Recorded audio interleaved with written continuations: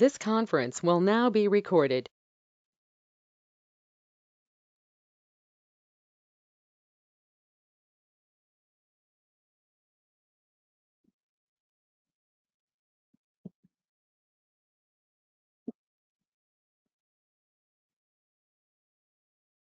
Okay అమ్మా. So ఇక్కడ increment లో ప్రీ ఇంక్రిమెంట్, పోస్ట్ ఇంక్రిమెంట్ అని ఇలా 2 థింగ్స్ ఉంటాయి. ప్రీ అంటే ముందుగానే ప్లస్ ప్లస్ ఐ అని అంటాం. అంటే ఐ అనే వేరియబుల్ కి ముందుగానే ప్లస్ ప్లస్ పెడితే that is called as pre increment. Post increment అంటే ఏంటి? ఫస్ట్ ఆఫ్ ఆల్ ఐ అనే వేరియబుల్ ఉంటది. ఆ తర్వాత ప్లస్ ప్లస్ ఆపరేటర్ ని పెడతారంట. So that is called as post increment అని అంటాం. Okay. Now first of all ఇక్కడ ఎగ్జాంపుల్ ఒకటి చూద్దాం. ఓకే. ఏంటి సార్ అంటే సపోజ్ ఇంటిజర్ లో సమ్ i ఈక్వల్ టు 10 అనే వేరియబుల్ నేమ్ తీసుకున్నాం అనుకోండి. Okay. What is the value of plus plus I? What is the value of plus plus I? ఎంతమ్మా? 11 sir. Very good, 11. Okay. Pre increment అంటే ముందుగానే one add చేసి ఆ తర్వాత access చేస్తాం. అంటే ముందుగా ఇంక్రిమెంట్ అవుతుంది, ఆ తర్వాత వచ్చిన ఐ వాల్యూ ప్రింట్ అవుతుందంట. ఓకే. అండ్ అలాగే what is the value of I plus plus? 10 sir. 10 sir. Good.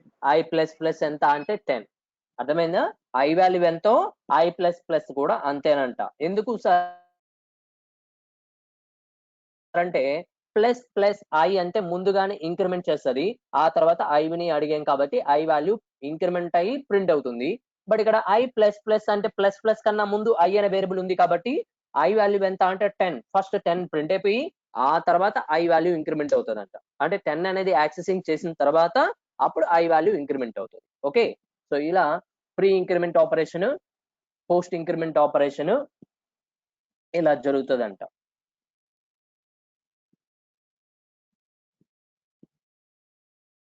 And same similar that decrement also. So decrement is nothing but minus minus. Okay. So decrement లో కూడా ఎన్ని రకాల implementations ఉంటాయంటే pre decrement, post decrement అని అంటాం. Pre decrement అంటే meaning ఏంటి? ముందుగానే డిక్రిమెంట్ అవ్వాలి కాబట్టి మైనస్ మైనస్ ఐ అని అంటాం. పోస్ట్ డిక్రిమెంట్ అంటే మీనింగ్ ఏంటంటే ఐ మైనస్ మైనస్ కింద తీసుకుంటాం. అంటే ప్లస్ ప్లస్ కి బదులు మైనస్ మైనస్ ఇండికేట్ చేస్తుంది. Okay. So same operation like that. So ఇక్కడ చూడండి, నేను ఒక చిన్న ఎగ్జాంపుల్ ప్రోగ్రామ్ రాస్తాను, దానికి ఆన్సర్ ఏమొస్తుందో మీరే నాకు చెప్పాలి. Okay.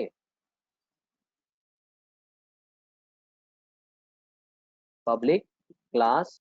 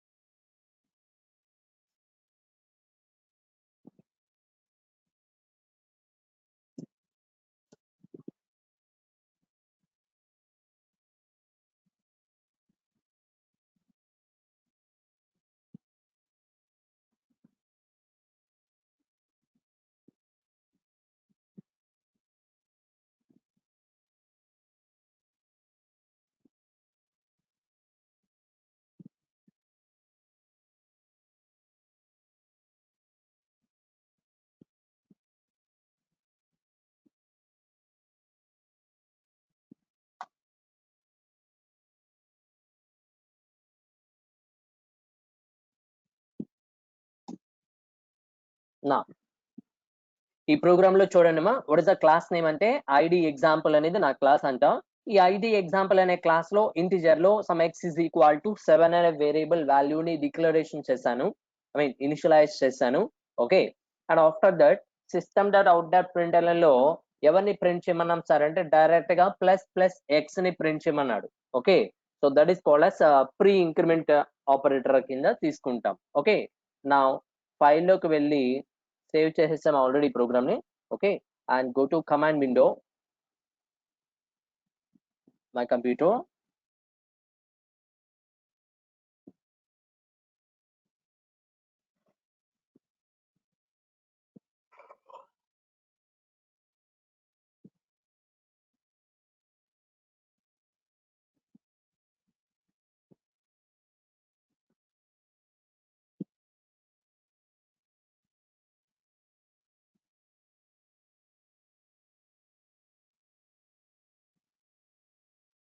Go to F drive,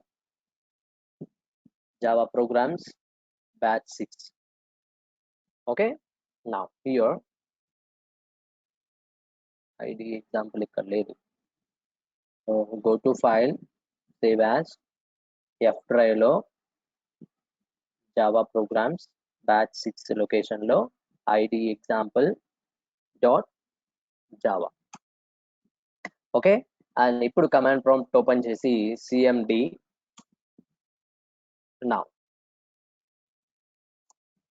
java c space id example dot Java. Now there is no compile time error.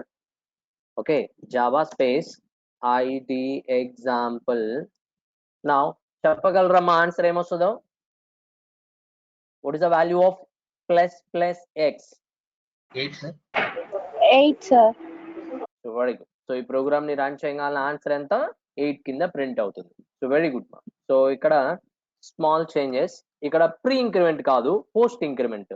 Now what is the value of x plus plus? 7.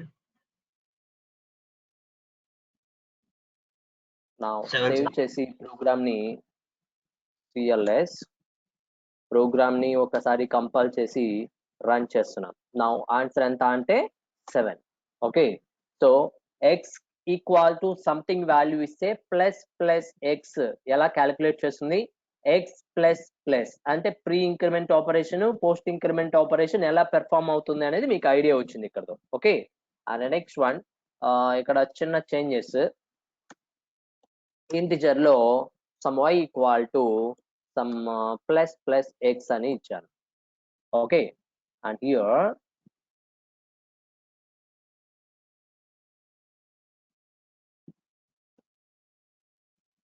నా ఇప్పుడు చెప్పగలరా ఆన్సర్లు? System 7 dot out dot space 8. ప్రింటర్లలో ఎవరిని print చేయమని చెప్పాను అంటే X ని y ని ప్రింట్ చేయమన్నాడు. 7 స్పేస్ 8 ఇంతేనమ్మా? అంతే sir. ఇంకెవరన్నా సమ్ డిఫరెంట్ ఆన్సర్స్ ఎవరికైనా ఉన్నాయా? అంతే sir. అంతే,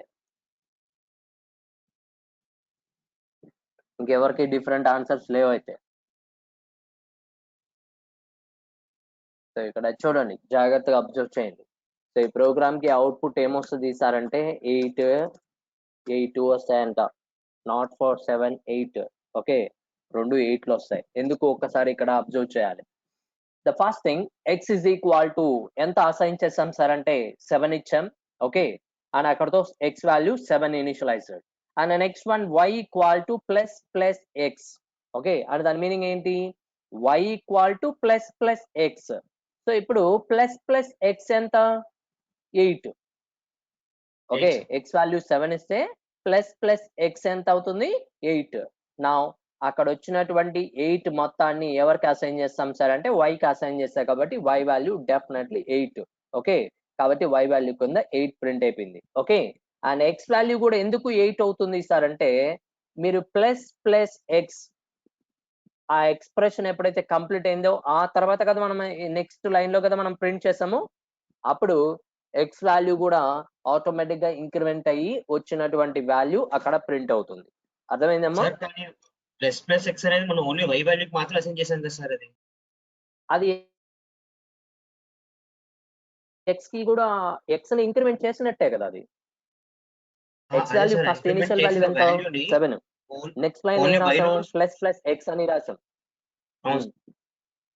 అది ఓన్లీ y లోనే స్టోర్ అవుతుంది కదా సార్. y ఈక్వల్స్ టు ఇక్కడ అంటే బయటికి రాదు.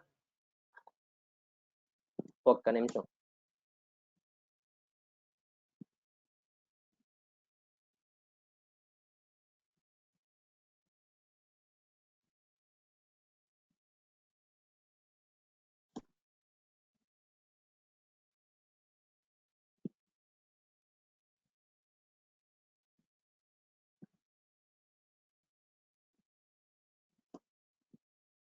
నా ఫస్ట్ టైం ఎక్స్ వాల్యూ ఎంత 7 సార్ 7 ఆ మెమరీలో ఉంటది. ఓకే, ఎక్స్ వాల్యూ 7 కాస్త ఆ మెమరీలో ఉంటదంట. ఆ మెమరీ వాల్యూ లైక్ సమ్ 1000 అని అనుకుందాం. y అనేది ఎక్కడ ఉంది అంటే 1004 లో ఉందని అనుకుందాం.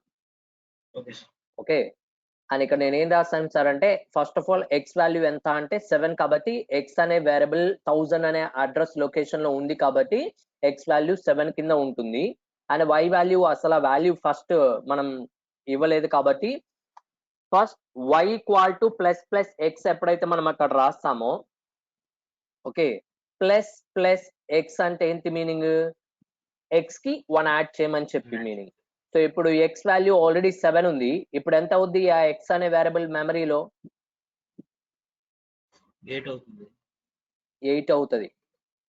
ఆ వచ్చిన ఆ ప్లస్ ప్లస్ ఎక్స్ వాల్యూని వైకి అసైన్ చేసాం కాబట్టి y లో ఏ వాల్యూ స్టోర్ అవుతుంది అంటే 8 అనే వాల్యూ స్టోర్ అవుతుంది.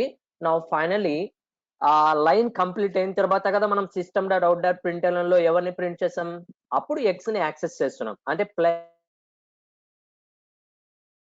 ప్లస్ కంప్లీట్ అయిన తర్వాత ఎక్స్ ని యాక్సెస్ చేసినప్పుడు ఎక్స్ అనే వేరియబుల్ లో కూడా మెమరీలో వాల్యూ ఎంత అసైన్ అవుతుంది అంటే 8 కింద అసైన్ అవుతుంది. 7 కి రిప్లేస్మెంట్ 8 అక్కడ ఉంటుందమ్మా. సో కాబట్టి ఇక్కడ ఈ ప్రోగ్రామ్ ని వన్స్ అగైన్ నేను కంపైల్ చేసి సేవ్ చేయలేదు ప్రోగ్రామ్ ని.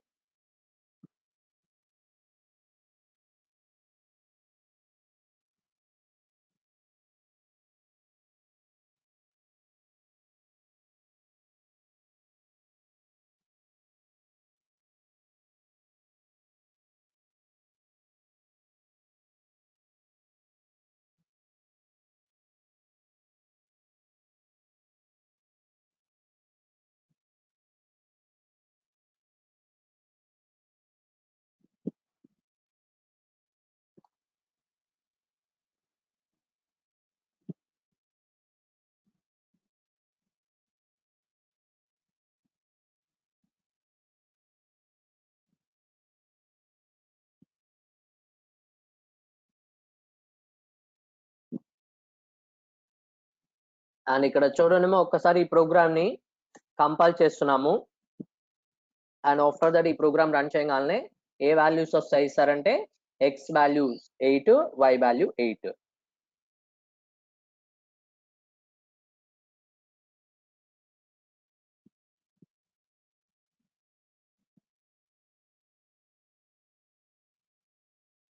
అంటే పైన ఎక్స్ వాల్యూ ఎంత ఉన్నదని ఇంపార్టెంట్ కాదు, కంపైల్ చేసే ప్రింట్ చేసే ముందు ఎక్స్ వాల్యూకి ఏది యాడ్ అయింది, ఆపరేషన్ ఏదైంది దాన్ని బట్టి ప్రింట్ అవుతుంది కదా సార్, వాల్యూ స్టోర్ అవుతుంది కదా.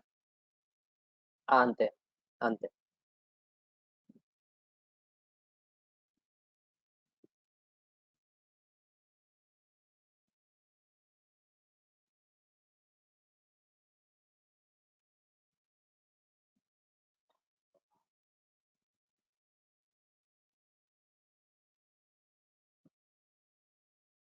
ఇప్పుడు చెప్పగలరమ్మా,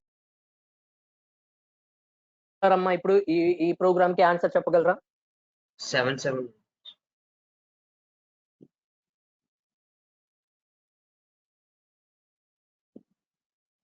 ఎక్స్ వాల్యూ 7 అనుకుంటున్నాను. సో ఈ ప్రోగ్రామ్ కి ఆన్సర్ ఏమొస్తుంది సార్ అంటే ప్రజెంట్ ఎక్స్ వాల్యూ వచ్చి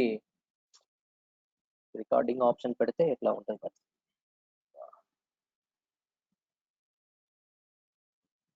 ఓకే, నా ఎక్స్ వాల్యూ ఎంత అంటే 8, y వాల్యూ ఎంత అంటే 7. అర్థమైందమ్మా? సో ఇక్కడ చూడండి ఎక్స్ వాల్యూ 8 అంటాం, y వాల్యూ 7. ఎందుకు సార్ అంటే నా ఇక్కడ మీరు అబ్జర్వ్ చేయాలి ఏంటంటే ఫస్ట్ ఎక్స్ వాల్యూ 7 కదా మనం ఇచ్చింది. నా ఎక్స్ ప్లస్ ప్లస్ ఎంత అవుద్ది 7 అవుతుంది. దట్ ఆల్రెడీ ఇందాక మనం ఆల్రెడీ చూసాం ఎక్స్ వాల్యూ ఎంతో ఎక్స్ ప్లస్ ప్లస్ కూడా అంతే, అంటే పోస్ట్ ఇంక్రిమెంట్ వాల్యూ కూడా సేమ్ వస్తుంది. నా ఎక్స్ వాల్యూ 7 నుండి ఎక్స్ ప్లస్ ప్లస్ ఎంత అంటే 7 అంట. ఆ 7 ఎక్స్ ప్లస్ ప్లస్ చేసిన తర్వాత వచ్చినటువంటి 7 అనే వాల్యూని y కి అసైన్ చేశారు కాబట్టి y వాల్యూ ప్రజెంట్ 7 అవుతుంది. y వాల్యూ ప్రెసెంట్ ఎంత అవుద్ది 7 guarantee y value finally 7 okay x plus plus కాబట్టి ఫస్ట్ మీకు x వాల్యూ ఎంత అయితే ఉంటుందో అది కాస్త y కి అసైన్ అయ్యి ఆ తర్వాత x వాల్యూ ఇంక్రిమెంట్ అవుతుందంట సో కాబట్టి x ప్లస్ ప్లస్ ఎంత అంటే 7 వస్తుంది కదా ఆ 7 కాస్త y కి అసైన్ అయ్యి y వాల్యూ ప్రెసెంట్ 7 అవుతుంది అండ్ x వాల్యూ ఎందుకు 8 అవుతుంది అంటే ఆల్రెడీ ప్లస్ ప్లస్ అయిపోయిన తర్వాత కదా నెక్స్ట్ లైన్ లో కదా మనం ప్రింట్ చేసింది x plus plus post increment అయినా కానీ నెక్స్ట్ లైన్ లో మనం x వాల్యూని కాల్ చేసాం కాబట్టి అంటే ఇంక్రిమెంటేషన్ అయిన తర్వాత x ని అడుగుతున్నాం కాబట్టి నా x వాల్యూ ఎంత అంటే 8 కింద మారుతుందంట సో ఇప్పుడు ఈ ప్రోగ్రామ్ ని సేవ్ చేసి అండ్ వన్స్ అగైన్ ఈ ప్రోగ్రామ్ ని cls కంపైల్ చేసి రన్ చేద్దాం సో ఆన్సర్ ఈస్ 8 7 ఇలా pre increment operation post increment operation ఇలా ఇంప్లిమెంటేషన్ చేస్తుంది same similar that decrement also minus minus కి కూడా సేమ్ యాజ్ ఇట్ ఈస్ గా పోస్ట్ డిక్రిమెంట్ అయితే వాల్యూని ఫస్ట్ యాక్సెస్ చేసుకొని ఆ తర్వాత డిక్రిమెంట్ చేయబడుతుందంట బట్ ప్రీ డిక్రిమెంట్ అయితే ముందుగానే డిక్రిమెంట్ అయ్యి ఆ తర్వాత వాల్యూని యాక్సెస్ చేస్తుంది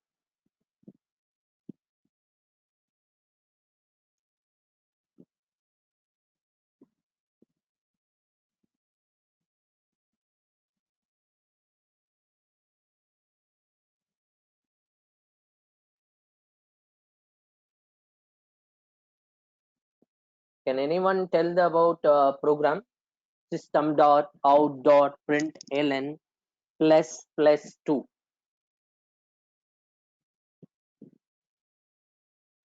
చెప్పగలరమ్మా what is the value of ++2 directly system.out.println లో డైరెక్ట్ గా రాశాను ఆప్షన్ 3 ఇంకా రిమైనింగ్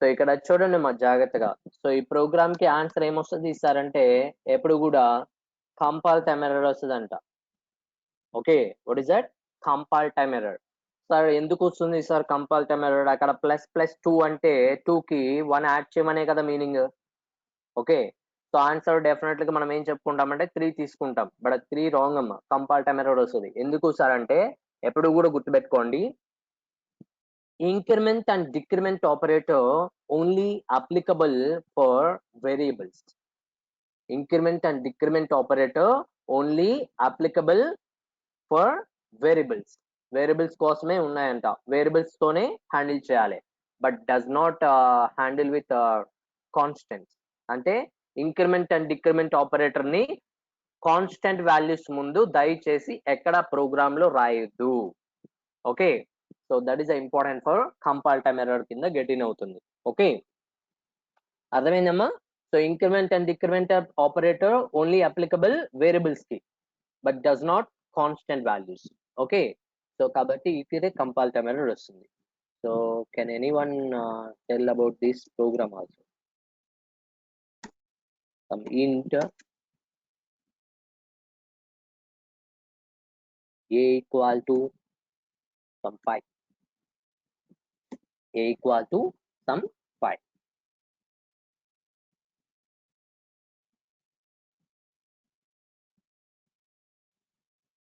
can anyone దీనికి answer చెప్పగలరమ్మా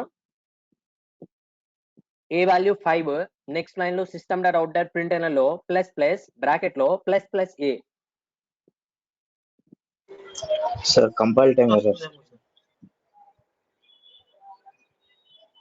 Yashwant answer compile time error ఇంకా 6 వస్తుంది సో ఎందుకు compile time error Yashwant sir first brackets లో చేస్తే వెరీ ఏ ఇంక్రిమెంట్ అయ్యి 6 వస్తుంది sir so plus plus a చేస్తే ఆన్సర్ ఎంత అంటే 6 వస్తుంది అక్కడ దాకా ఓకే సో ప్లస్ మళ్ళీ ప్లస్ a ప్లస్ ఎంతమ్మా అంటే ఎర్రర్ 6 సార్ అవుతుంది ప్లస్ ప్లస్ 6 అంటే మీనింగ్ ఏంటి error compile time compile time error so ఇక్కడ గుర్తుపెట్టుకోండి ప్లస్ ప్లస్ మళ్ళా బ్రాకెట్ లో ప్లస్ ప్లస్ అంటే దాని మీనింగ్ ఏంటి అంటే ఇప్పుడు నాకు ఒకటి చెప్పండి ఒక ఇఫ్ లో లోపల ఇంకొక ఇఫ్ రాస్తే దాన్ని ఏ టాపిక్ అంటారు? Nested if sir. Nested if. If లోపల ఇఫ్ రాస్తే దాన్ని ఏమంటారు? Very nested good. If. For loop లోపల ఫర్ లూప్ రాస్తే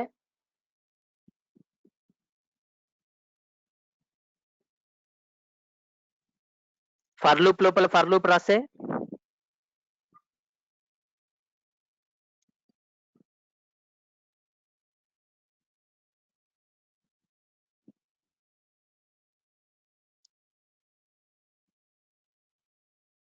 వినపడుతుందమ్మా?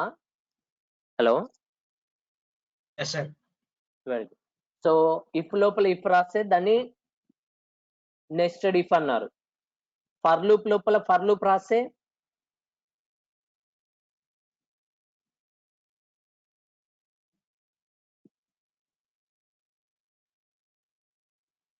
That is called as nested for loop అని అంటాం. ఫంక్షన్ లోపల ఫంక్షన్ రాస్తే నెస్టెడ్ ఫంక్షన్ అని అంటాం.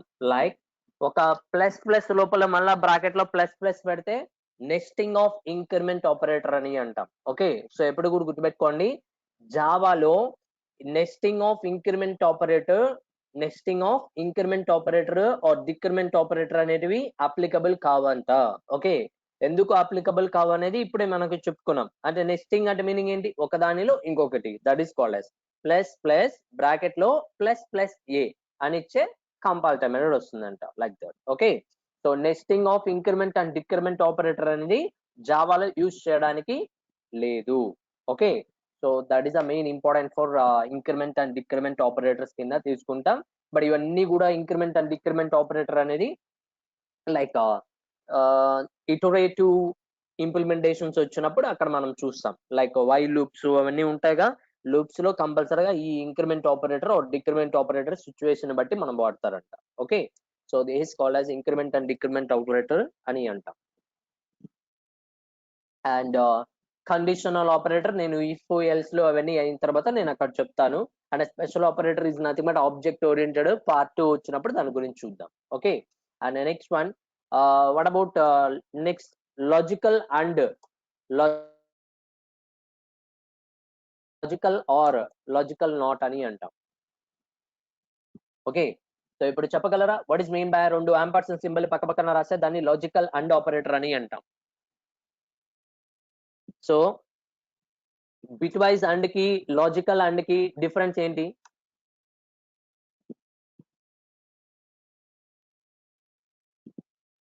బిట్ వైజ్ అండ్ కి లాజికల్ అండ్ కి డిఫరెన్స్ ఏంటి అంటే, బిట్ వైజ్ అండ్ ఆపరేషన్ ఎప్పుడు కూడా మీకు ఇచ్చినటువంటి ఏవైతే ఆపరెంట్స్ ఉన్నాయో first of all operant values ని బైనరీలోకి కన్వర్ట్ చేసి అప్పుడు ఆ ట్రూ ఆర్ ఫాల్స్ ని బట్టి మనకి యాక్సెసింగ్ జరుగుతుందంట. ఓకే, బట్ లాజికల్ ఆపరేటర్స్ లో bitwise I mean like బైనరీలోకి కన్వర్ట్ చేయని అవసరం లేదు. ఓకే, సో ఏవైనా 2 కండిషన్స్ కరెక్ట్ అవ్వాలి అనుకుంటే సో అప్పుడు బిట్ వైజ్ అండ్ ఆపరేషన్ ని వాడతారంట. You know that already truth tables మీకు తెలిసినటివే. So bitwise logical and operations లో ఎప్పుడు కూడా ఏదైనా ఒక బిట్ ఫాల్స్ ఉంటే లైక్ దట్, ఒక వాల్యూ ఫాల్స్ ఉంటే ఆన్సర్ ఆటోమేటిక్ గా రిజల్ట్ ఫాల్స్ అంట. Okay, so logical or operator లో ఏదైనా ఒక కండిషన్ ఒకవేళ ట్రూ అయితే రిమైనింగ్ కండిషన్స్ అన్ని కూడా ట్రూ కింద ప్రింట్ అవుతుంది, like that. Okay, so not operator is nothing but not of true answer ఏమొస్తుంది అంటే ఫాల్స్, నాట్ ఆఫ్ ఫాల్స్ ఏమొస్తుంది అంటే ట్రూ కింద రిటర్న్ చేయబడతాయి. సో ఇలా మనము ఆపరేటర్స్ అనేటివి లైక్ లాజికల్ ఆపరేటర్స్ అనేటివి ఇంప్లిమెంటేషన్. బట్ ఈ లాజికల్ ఆపరేటర్స్ అన్ని కూడా మనం కంట్రోల్ స్టేట్మెంట్స్ లో లైక్ ఇఫ్ ఎల్స్ లు ఓకే అండ్ వైల్ ఫర్ అటువంటి అన్ని సిచ్యువేషన్ టాపిక్స్ అన్నిట్లో కూడా ఈ లాజికల్ ఆపరేటర్స్ ని యూజ్ చేస్తారంట. బట్ అవన్నీ ప్రోగ్రామాటిక్ లెవెల్లో ఎలా యూజ్ చేయాలనేది మనం చూద్దాం. ఓకే, అండ్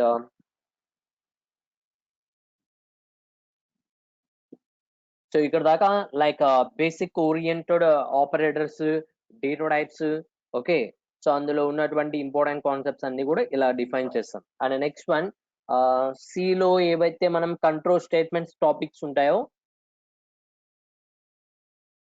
బట్ అవన్నీ కూడా జావాలో కూడా ఇండికేట్ చేస్తారంటమ్మా. సో జావాకి వచ్చేటప్పటికి మనకి ఇక్కడ కంట్రోల్ స్టేట్మెంట్స్ ఏముంటాయంటే C లో ఏవైతే కాన్సెప్ట్స్ ఉన్నాయో అవన్నీ కూడా జావాలో హ్యాండిల్ చేస్తాం. Okay, now the next concept name control statements అని అంటాం. Okay, what is mean by control statement? Control statements అంటే మీనింగ్ ఏంటంటే, సో ఇప్పుడు మన కండిషన్ ని బేస్ చేసుకొని మాత్రమే స్టేట్మెంట్స్ ని ఎగ్జిక్యూట్ చేయాలంట. ఓకే, అంటే స్టేట్మెంట్స్ కి సమ్ కంట్రోల్ ఇంపార్టెన్స్ అనేది ఇంప్లిమెంటేషన్ చేస్తాం బై యూజింగ్ కండిషన్స్ ద్వారా. అంటే కండిషన్ సాటిస్ఫై అయితే ఒక స్టేట్మెంట్, సాటిస్ఫై కాకపోతే అనదర్ స్టేట్మెంట్స్ కింద మనం యాక్సెసింగ్ చేయడానికి తీసుకుంటాం లైక్ దట్. ఓకే, సో ఇక్కడ కంట్రోల్ స్టేట్మెంట్స్ జావాకి వచ్చేటప్పటికి ఎన్ని టైప్స్ గా డివైడ్ చేస్తాం సార్ అంటే సేమ్ లైక్ సి. సో ఇక్కడ ఫస్ట్ థింగ్ కంట్రోల్ స్టేట్మెంట్స్ లో ఫస్ట్ వన్ వచ్చేసి చెప్పగలరమ్మా? So decision. Decision. Next, second one. Iterative.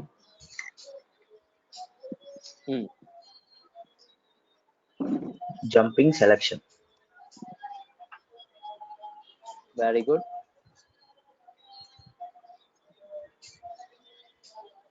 So మొత్తం ఎన్ని రకాలు ఉంటాయి సార్ కంట్రోల్ స్టేట్మెంట్స్ లో అంటే 4 టైప్స్ కింద తీసుకుంటారంట. And first one decision making statements అని అంటాం. And third one second one selection statement అని అంటాం. And third one iterative statements అని అంటాం. And fourth one jumping statements అని అంటాం లైక్ దట్. ఓకే, సో ఇవి కంట్రోల్ స్టేట్మెంట్స్ లో ఉన్నటువంటి different topics. Okay, and first of all decision making లో కూడా మళ్ళీ సబ్ టాపిక్స్ ఉంటాయంట. ఏముంటాయి చెప్పగలరమ్మా? డెసిషన్ మేకింగ్ లో టాపిక్స్ ఏమొస్తాయి మనకి? You know that already. If else,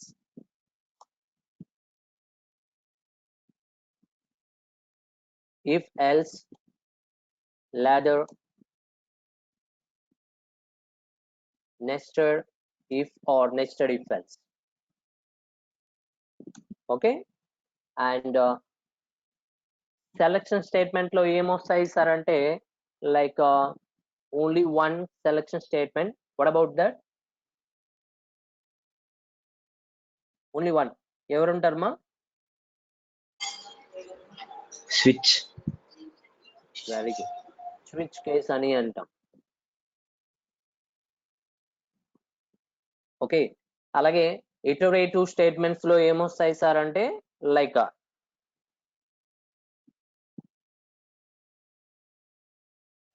While, do, while, for. Do while, for, like ఇవి ఇటరేటివ్ స్టేట్మెంట్స్. నా జంపింగ్ స్టేట్మెంట్స్ లో ఏమొస్తాయి సార్ అంటే కంటిన్యూ,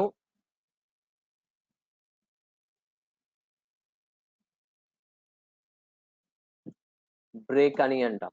సిలో అయితే గో టు అని అంటాం. బట్ ఇక్కడ go to is nothing but one of the deprecated word is nothing but. Okay, so ఇవి డెసిషన్ మేకింగ్ స్టేట్మెంట్స్ లో 4, సెలక్షన్స్ లో స్విచ్, ఇటరేషన్ లో వైల్ డూ ఫర్ లూప్ అని అంటాం. అండ్ లూప్స్ అని కూడా అంటాం వాటిని ఇటరేటివ్ స్టేట్మెంట్స్ ని. అండ్ జంపింగ్ స్టేట్మెంట్స్ వచ్చి కంటిన్యూ, బ్రేక్ కింద తీసుకుంటాం లైక్ దట్. ఓకే, సో ఇవి జావాలో కూడా సేమ్ అవే వస్తాయంటే బట్ ఒక్కొక్క దానికి ఒక్కొక్క topic like example like syntax and at least ఒక ఎగ్జాంపుల్ ప్రోగ్రామ్ కింద చూద్దాం. ఓకే,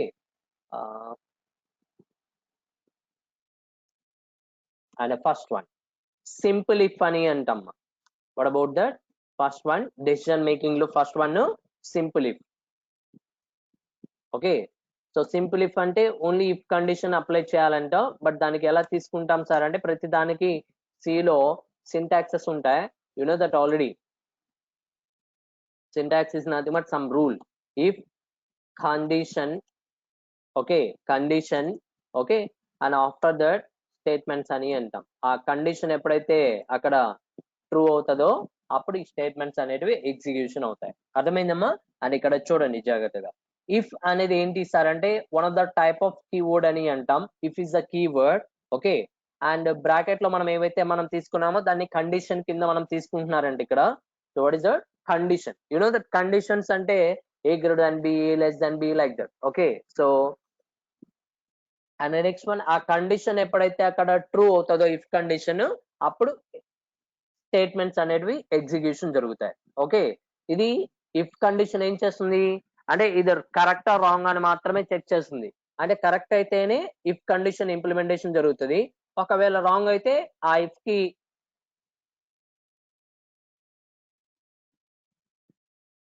చెప్పలేదమ్మా. అంటే ఆ ఇఫ్ కండిషన్ అనేది ఇంప్లిమెంటేషన్ చేయలేదు రాంగ్ అయితే.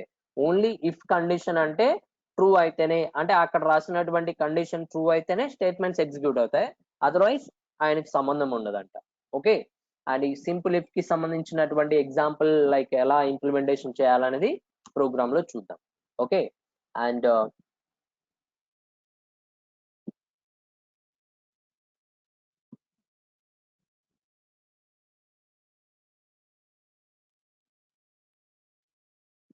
So go to that. ఇప్పుడు దాకా మనం నోట్ ప్యాడ్ లో ఎలా వర్క్అవుట్ చేయాలో చూసాం కదా. సో ఇక్కడ నుంచి మనం బ్లూజే సాఫ్ట్వేర్ ఉంటది కదా, ఎడిటర్స్ ఐడీస్ ఉంటాయి. ఆ బ్లూజే సాఫ్ట్వేర్ లో ఎలా ఇంప్లిమెంటేషన్ చేయాలనేది ఈ రోజు నుంచి మనం చూద్దాం. ఓకే, నా బ్లూజే సాఫ్ట్వేర్ ని మనం సపరేట్ గా జావా సాఫ్ట్వేర్ ఇన్స్టాలేషన్ అయిపోయిన తర్వాత సపరేట్ గా డౌన్లోడ్ చేసుకొని ఇన్స్టాలేషన్ దాన్ని కూడా సపరేట్ గా చేయాలమ్మా. ఓకే, సో ఎప్పుడైతే బ్లూజే సాఫ్ట్వేర్ ని మీరు లైక్ ఇన్స్టాల్ చేస్తారో ఆటోమేటిక్ గా ఐకాన్ డెస్క్టాప్ మీద ఇలా వస్తుందంట, లైక్ బ్లూజే. ఓకే, సో ఎప్పుడైతే బ్లూజే అనే ఐకాన్ అక్కడ మనం ఎప్పుడైతే బ్లూజే సాఫ్ట్వేర్ ని ఇన్స్టాల్ చేసిన తర్వాత సార్ వాట్ ఈస్ దట్ మా బ్లూజే ఎక్లిప్స్ ఇవన్నీ ఒకటే రకం కదా సార్, పెద్ద డిఫరెన్స్ ఏమి ఉండదు కదా? డిఫరెన్స్ ఉంటదమ్మా. బ్లూజే కి ఎక్లిప్స్ కి చాలా డిఫరెన్స్ ఉంది. నెట్ బీన్స్ అని ఇంకొకటి ఉంది. నెట్ బీన్స్ ఎక్లిప్స్ మొత్తం రెండు సేమ్ గా ఉంటాయి. బట్ అవన్నీ ఎలా వర్క్అవుట్ చేయాలని నిదానంగా 1 by 1 ఫస్ట్ నోట్ ప్యాడ్ లో ఎలా చేయాలో చెప్పాను, అండ్ బ్లూజేలో ఎలా వర్క్అవుట్ చేయాలో చూద్దాం. ఆ తర్వాత ఎక్లిప్స్ లో వర్క్అవుట్ చేద్దాం. అంటే బ్లూజే కన్నా చాలా మోస్ట్ అడ్వాన్స్డ్ అది eclipse. Okay sir, okay sir.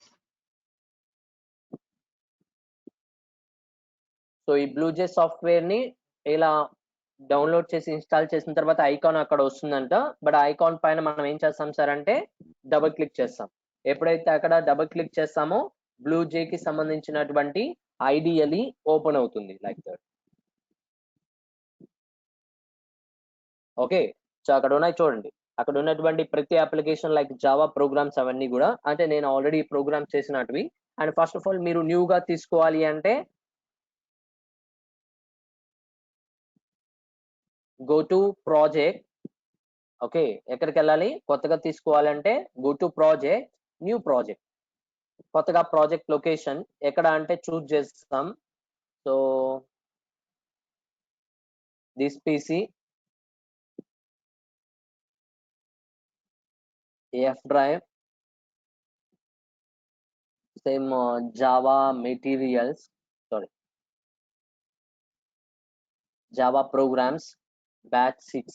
అక్కడ సమ్ ఫోల్డర్ పేరు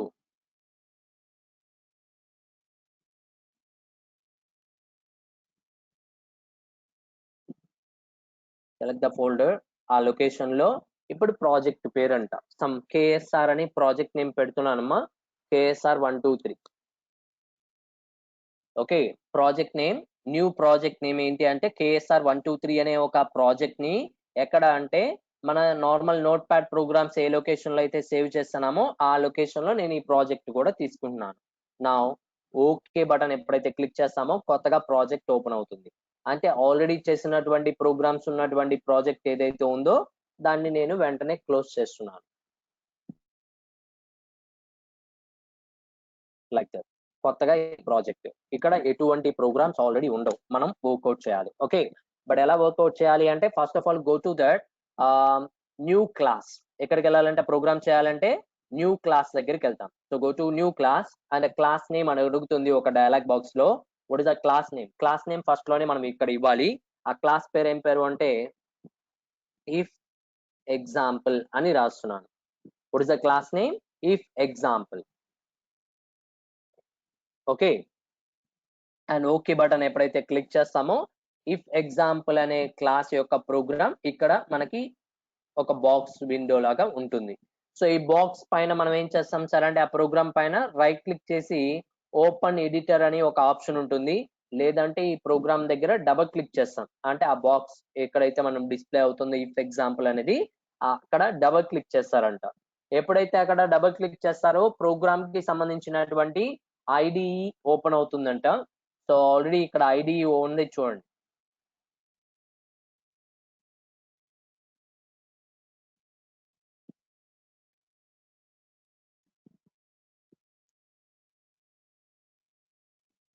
ఓకే, సో ఇక్కడ ఐడిఈ ఆల్రెడీ ఇక్కడ ఓపెన్ అయిందమ్మా.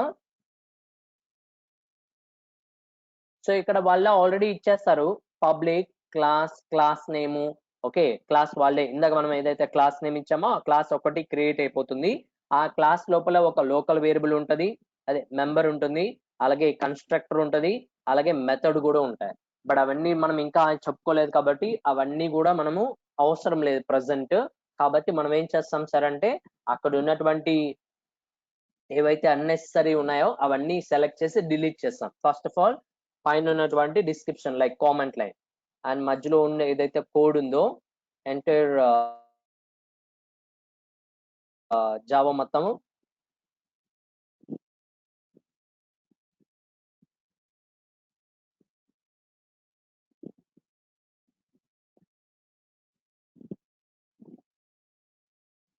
ఏదైతే ఎంటైర్ కోడ్ ఉందో జావా క్లాస్ లోపల ఆ కోడ్ మొత్తాన్ని సెలెక్ట్ చేసి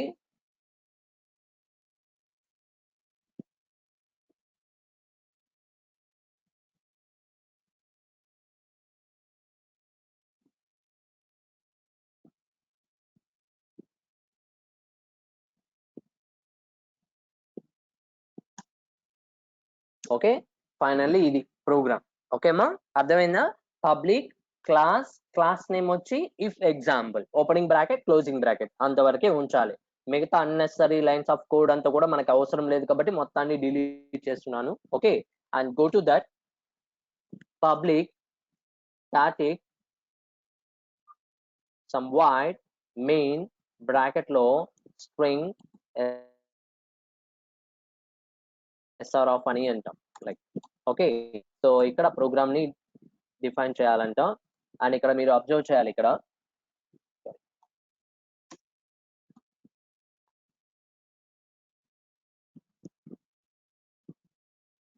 ఇంటిజర్ లో some x is equal to 45. Okay, and if condition ఇక్కడ రాస్తున్నాను. ఏం రాసాం సార్ అంటే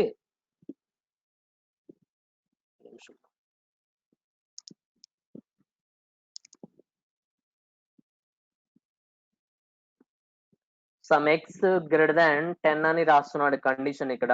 ఓకే, సో ఎప్పుడైతే అక్కడ ఇఫ్ x గ్రేటర్ దాన్ 10 అనే కండిషన్ ఎప్పుడైతే ట్రూ అవుతుందో ఇక్కడ ఒక చిన్న స్టేట్మెంట్ నేను ప్రింట్ చేయమని చెప్తున్నాడు. System dot out dot some print ln లో given number is greater than 10. Given number is greater than 10.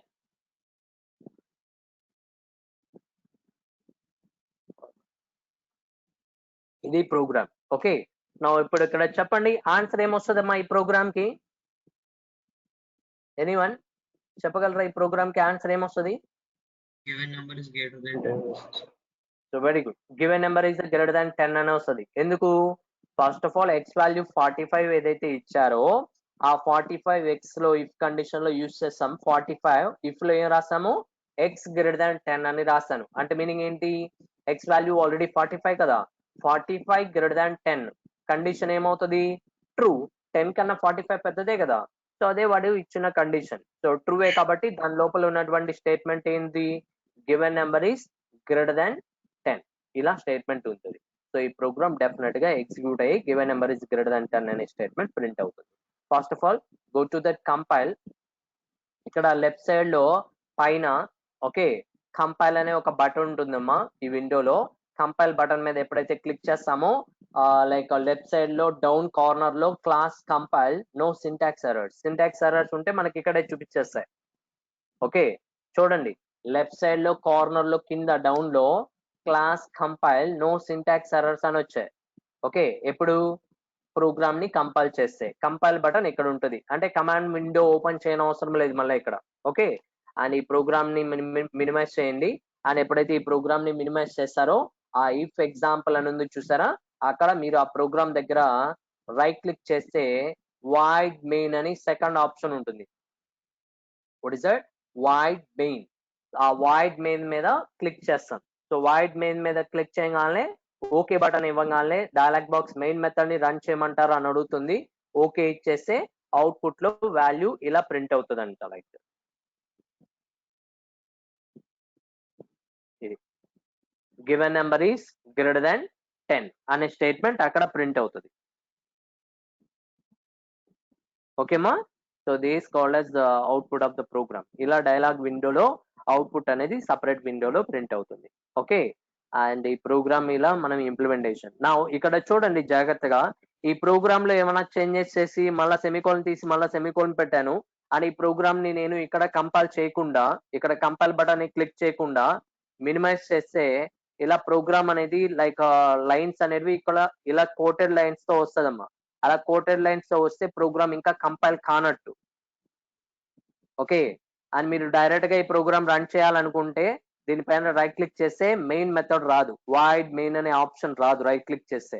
Okay, ఎప్పుడు వస్తుంది వాయిడ్ మెయిన్?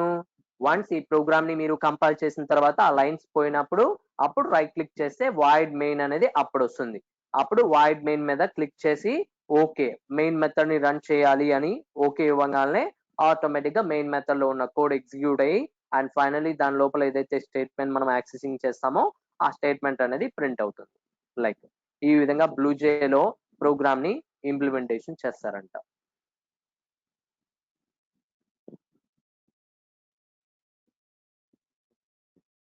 మళ్ళీ ఆ ప్రోగ్రామ్ ఓపెన్ అవ్వాలంటే ఆ విండో పైన డబుల్ క్లిక్ చేస్తారనుకో ఆ ప్రోగ్రామ్ పైన, అప్పుడు ఎడిటర్ ఓపెన్ అవుతుంది. Okay, so this called as a simple example for if అని అంటాం. So please note down it. You know that generally small example like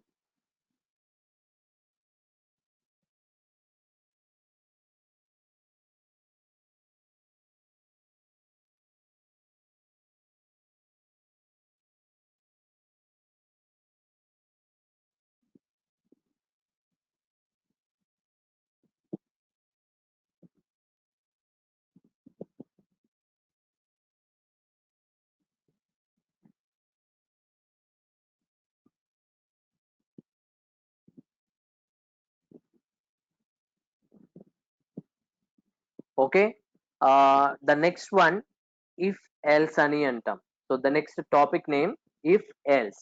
so if else కి ఎలా implementation చేస్తాం sir అంటే యు నో దట్ ఇఫ్ అంటే ఒకవేళ condition true అయితే, ఒకవేళ కాకపోతే ఎల్స్ పార్ట్ దగ్గరికి వస్తుంది. సో వాటికి సింటాక్స్ ఎలా ఉంటది సార్ అంటే ఇఫ్ ఎల్స్ అనే టాపిక్ కి syntax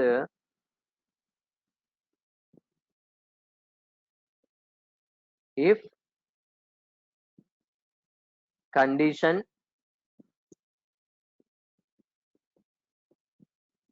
true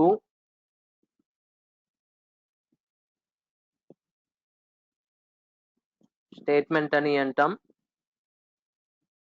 else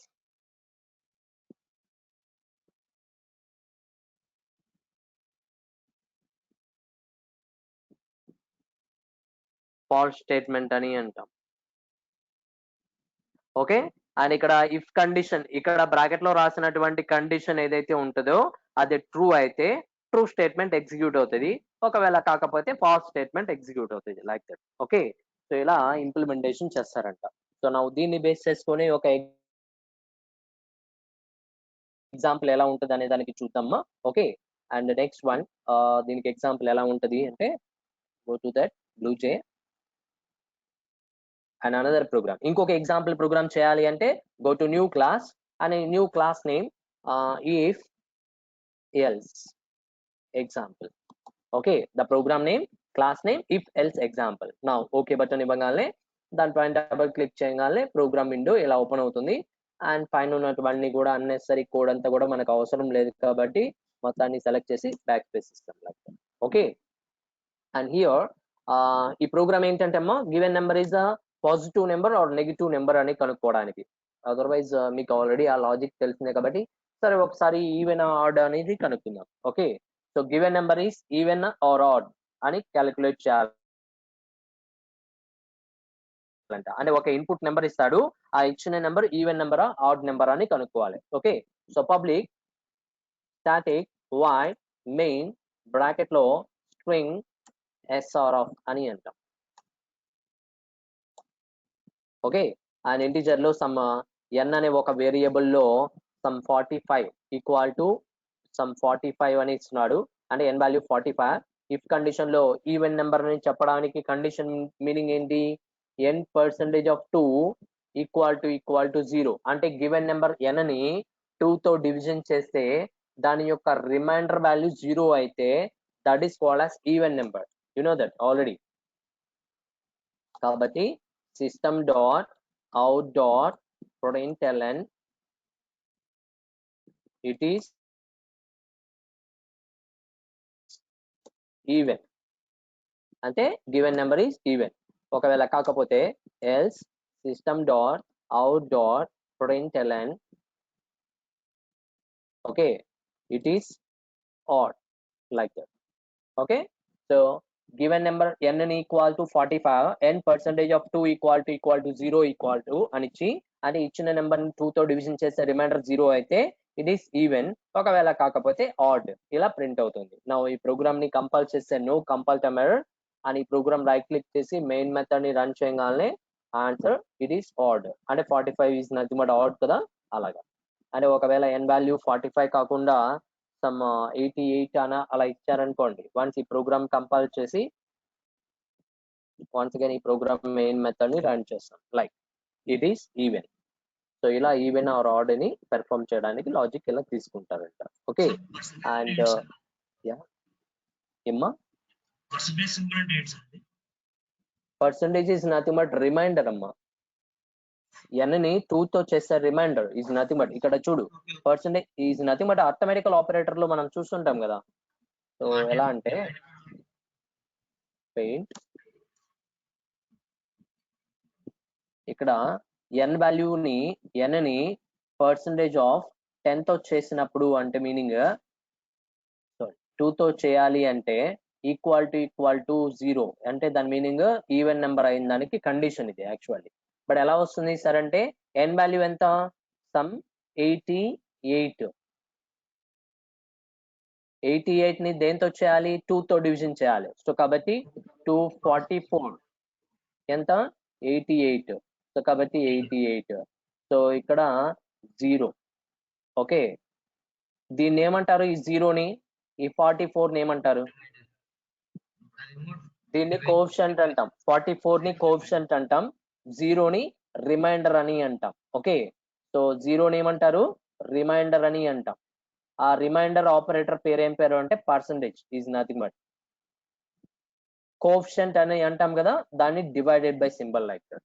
divided by అంటే 44 వస్తుంది, పర్సంటేజ్ అంటే రిమైండర్ వాల్యూ అనమాట, modulus operator is nothing but. Okay, so అలా 0 వస్తే అది ఈవెన్ అని మీనింగ్. ఓకేమ్మా,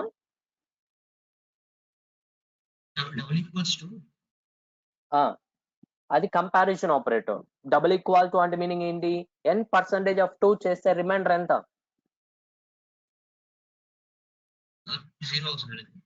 0 వస్తుంది. 0 double equal to 0, 0 equal to 0 అని రాయకూడదు. కంపారిజన్ అంటే 2 నెంబర్స్ సేమా కాదని చెక్ చేయడానికి డబుల్ ఈక్వల్ టు పెడతాం. ఓకే, 0 ఈక్వల్ టు 0 అంటే ట్రూవే కదా, 0 0 ఈక్వలే కదా, కాబట్టి ఆన్సర్ ట్రూ. ఇఫ్ కి బ్రాకెట్ లో ట్రూ, ఇఫ్ ఆఫ్ ట్రూ అంటే మీనింగ్ ఏంటి, కండిషన్ ట్రూవే. సో దాని లోపల ఉన్నటువంటి స్టేట్మెంట్ ఇట్ ఈస్ ఈవెన్, అది ప్రింట్ అవుతుంది. ఒకవేళ ఆడ్ నెంబర్ అయితే రిమైండర్ డెఫినెట్ గా 0 రాదు, కాబట్టి 1 ఏదో సంథింగ్ వస్తుంది.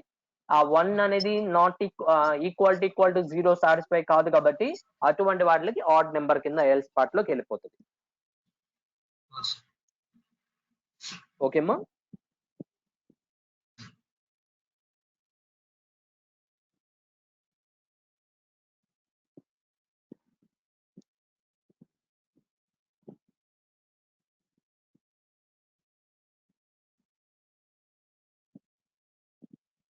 ఓకే.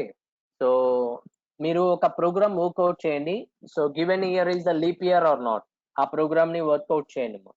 ఓకే, సో అది నెక్స్ట్ క్లాస్ లో ఒకసారి మీరు వర్క్అవుట్ చేసి నాకు నెక్స్ట్ క్లాస్ కి చూపించండి. ఒకవేళ కండిషన్ మీరు రాసినది కరెక్ట్ అయితే ఓకే, లేకపోతే అగైన్ నేను మళ్ళీ ఆ ప్రోగ్రామ్ వర్కౌట్ చేసి చెప్తాను. అది given year is leap year are not, ఇచ్చిన ఇయర్ లీప్ ఇయరా కాదా అని చెప్పాలి. You know that leap year అనేది 4 years కి వస్తుంది కదా. డివైడెడ్ బై 4 అయి ఉండాలి కదా సార్. ఏదో సమ్ కండిషన్ రాసి మీరు డెవలప్ చేయండి. అది ఎలా అనేది నేను కరెక్టా కాదా అనేది రేపు చెప్తాను. ఓకే, సరే sir. Bye all. Thank you మా.